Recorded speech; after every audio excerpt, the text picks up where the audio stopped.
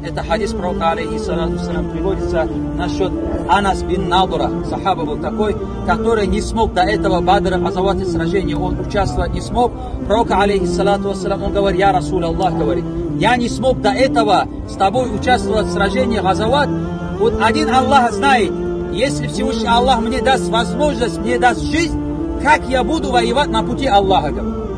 И вот это, когда было это сражение, он был среди этих мусульман. И когда мусульмане убегали, он говорил: Анас бин Надр, я Аллах, я прошу прощения за этих мусульман, которые убегают.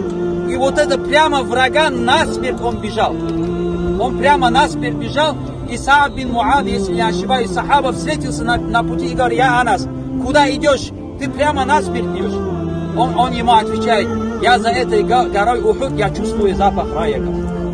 За этой горой Ухуд я чувствую запах рая. Он никого не послушался, прямо на врага, и он, конечно, там пал шахида.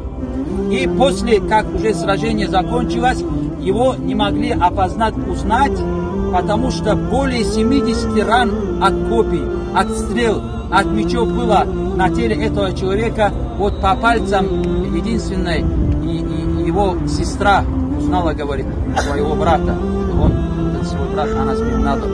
То есть вот такое вот сражение, такое было